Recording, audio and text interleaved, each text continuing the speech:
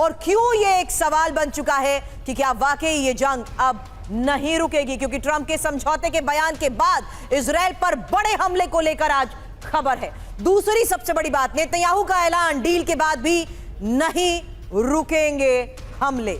वहीं आपको बता दें, मिडिल ईस्ट पहुंचे 2000 अमेरिकी सैनिक भी आज की बहुत बड़ी खबर है। और क्या ये नए हमलों की तैयारी है?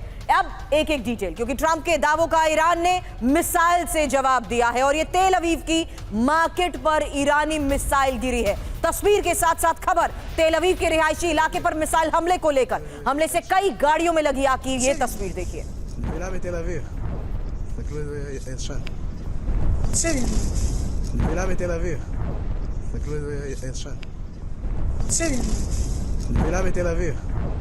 तेल अवीव पर ही खुर्रम शेर 4 मिसाइल से अटैक, रिहायशी इलाके, मिसाइल के टुकड़े कैसे गिरे ये वो तस्वीर आपके सामने होगी। इन हमलों में 6 लोगों की मौत की खबर है। अंदर तक की आपने आज वो तस्वीरें थोड़ी देर पहले मनीष दिखाई थी। इस वक्त स्थिति क्या है, क्योंकि बड़े स्तर पर वहां पर रेस्क्यू का काम हो रहा था, बड़े स्तर पर बैक टू बैक हमलों के बीच पहुंचे नुकसान की जो तस्वीरें सामने आई हैं उसमें यह साफ है कि तेल अवीव में अब जो हमले हो रहे हैं उसमें कई लोगों की जान तक गई है। मनीष,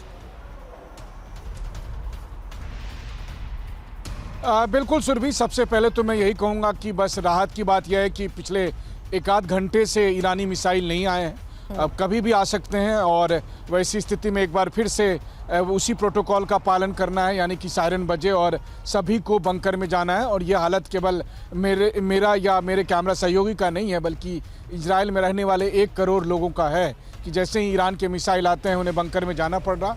तबाही हो रही है जहां पर कि मिसाइल इंटरसेप्ट होते हैं, उनके टुकड़े गिरने से हो या फिर कई बार मिसाइल के डायरेक्ट हिट होने से हो।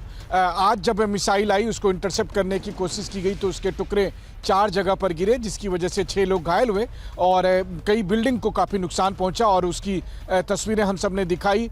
एक बड़ी बात यह है कि इन सब के बावजूद इजराइल की तरफ से जो एयर स्ट्राइक है वो ईरान पर कंटिन्यू है, जैसा कि कल इजराइल के प्रधानमंत्री बेंजामिन नेतन्याहू ने कह भी दिया था कि प्रेसिडेंट ट्रंप ने जो भी बातचीत के लिए कहा हो, लेकिन अभी हमारा स्ट्राइक जारी रहेगा। और उसी के तहत आईडीएफ की तरफ से आज कहा गया है कि लेबनान में और ईरान में दोनों जगह पर स्ट्राइक जारी है, बल्कि ईरान में उन्होंने कुछ मिसाइल बनाने वाले इंफ्रास्ट्रक्चर को डिमोलिश करने के वीडियो भी अभी रिलीज किए हैं आईडीएफ की तरफ से। आप ये कह रहे हैं कि इजराइल में यही एक और बड़ी खबर पर मैं एक्सपर्ट से सवाल करना चाहती थी कि हमले अभी भी जारी हैं और ये आईडीएफ ने खुद अब कंफर्म भी कर दिया है कि हमले अभी भी और बड़े स्तर पर होते रहेंगे, हमले जारी रहेंगे। इसकी एक एक डिटेल सामने रखूं उससे पहले एक और बड़ी खबर है, और इजराइल के किरियत शमोना पर यह बड़ा हमला है, जहां हिजबुल्लाह ने किरियत शमोना पर रॉकेट दागे हैं। किरियत में ही राष्ट्रपति हर्जोग के पीसी के बाद यह अटैक हुआ है। इस हमले के बाद कुछ देर इजरायली राष्ट्रपति शेल्टर में भी गए, ये रिपोर्ट में दावा किया गया। किरियत शमोना पर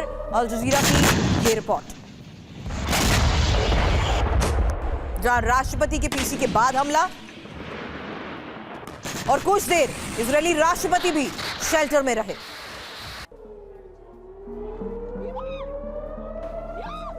वहीं डोनाल्ड ट्रंप के सीज फायर दावे को ईरान ने ठुकराया। तनाव के बीच ईरान की ताबड़तोड़ एयर स्ट्राइक की एक और बड़ी खबर है। ईरान ने इजरायली ठिकानों पर मिसाइलें दागी हैं। ट्रंप की डील के बाद जंग थमने की बजाय और भड़क गई है।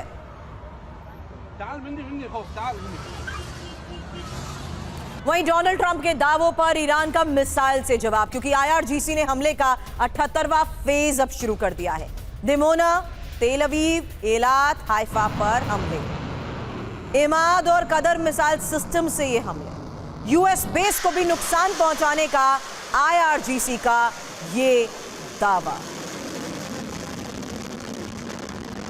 सुधाकर सर, अब सवाल आपसे होगा, क्योंकि ट्रंप के दावों का मिसाइल से जवाब दिया जा रहा है। इसी इंफॉर्मेशन के बाद आपके पास आ रही हूं सर, क्योंकि ट्रंप के समझौते के बयान के बाद आईआरजीसी ने हमला किया है और ईरानी सेना ने हमले के 78वें फेज के तहत मिसाइलें दागी हैं। खबर यह है कि इजराइल के 4 बड़े शहरों पर एक साथ मिसाइलें दागी गई हैं। बैलिस्टिक मिसाइल के साथ क्लस्टर म्यूनिशन से हमला, दिमोना और तेल अवीव के साथ हाइफा पर हमले, यही रिपोर्ट में दावे भी किए गए हैं। और तेल अवीव में जिस तरीके से फिलहाल हमले हुए, इसके बारे में मनीष से हमने जानकारी ली, लेकिन ट्रंप के दावों का क्या अब मिसाइल से ही दिया जा रहा है जवाब? सुधाकर सर। सुरभि, सबसे पहले बहुत बहुत धन्यवाद, नमस्कार। आपने आपके शो के लिए मुझे इनवाइट किया। मेरे डिस्टिंग्विश को पैनलिस्ट, उनको भी शुभकामनाएं और व्यूअर्स को भी शुभकामनाएं। जहां तक सवाल आपकी है, सवाल के जवाब में इतना ही मैं कहूँगा कि डोनाल्ड ट्रंप वो वाकई एक्चुअली बातचीत शुरू किए हैं या नहीं किए हैं, इसके बारे में कोई कंफर्मेशन नहीं है। ईरान के तरफ से लगातार यही आ रहा है कि टाइम टू टाइम उनको अप्रोच करने की कोशिश कर रहे हैं, लेकिन उनका डिमांड एक ही है, वो डिमांड है परमानेंट सोल्यूशन। परमानेंट सोल्यूशन में एक एश्योरेंस ये भी ले रहे हैं कि कोई अटैक नहीं करना चाहिए। नंबर 2, वो जो करना चाहते हैं वो करना चाहिए, यानी कि ऑटोनॉमी, कंप्लीट ऑटोनॉमी। चाहे मिसाइल बनाना है, न्यूक्लियर एनर्जी, देश को जैसे चलाना चाहता है चलाएंगे, और नो अटैक, नो एग्रेशन, इसके ऊपर एश्योरेंस जब तक नहीं होगा तब तक ये लड़ाई को जारी रखेंगे। यहीं पे सवाल आता है, क्या ईरान के पास काबिलियत है? मैं बताऊंगा, ये एक स्लो इंसर्जेंसी और एसिमेट्रिक वॉरफेयर का ये जीत होने वाली है।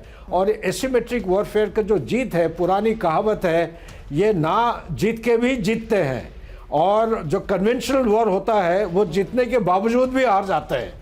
तो ये वाले जो कॉन्ट्रडिक्शन है और कंपैरिजन है, इसको समझना निहायत ज़रूरी है। इनके पास हथियार, मिसाइल और ड्रोन्स चीप मोड पे, उनका मेन मुद्दा है कि अमेरिका और इजराइल का जो कॉस्ट ऑफ विनिंग को बढ़ाना है। महंगाई, मतलब इनका जो दाम है, वो दाम को इतना उच्च स्तर पे ले जाते हैं ताकि इनको ये नाकामयाब बनाने के हासिल हो जाएंगे। Back to you Surabhi. बिल्कुल सर, और इसी दबाव की वजह से क्या डोनाल्ड ट्रंप को अब ये दावे करने पड़ रहे हैं?